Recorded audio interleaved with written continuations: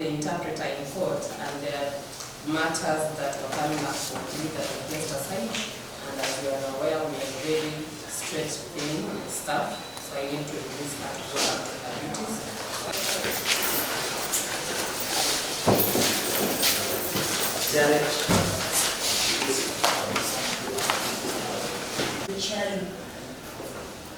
Michelle Martin, number 75580.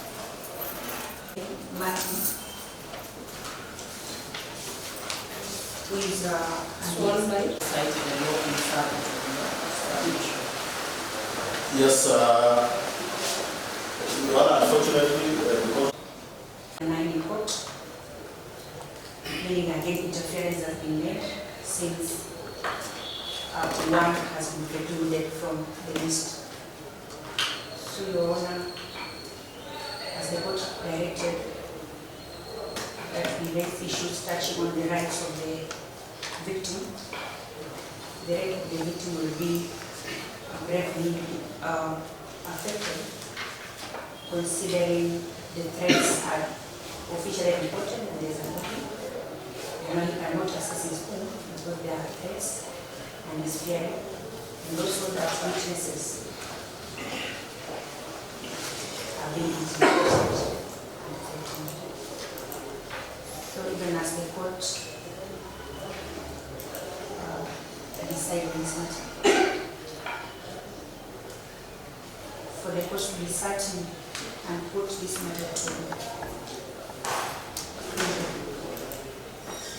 the court should consider ordering for a prebail report.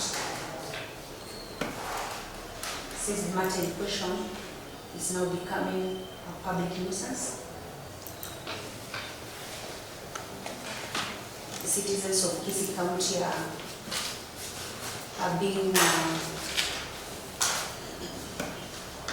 mistreated by the same enforcement officers.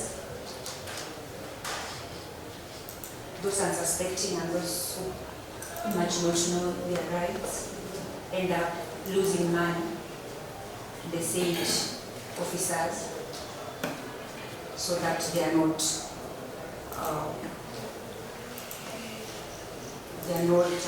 mistreated further.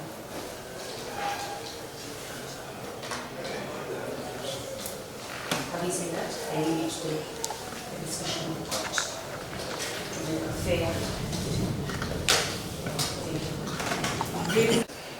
By the accused persons, to the victim and the victim's family. File an application for post-bail. Intimidation, sir? Have not been filed in court. And the reason cited is that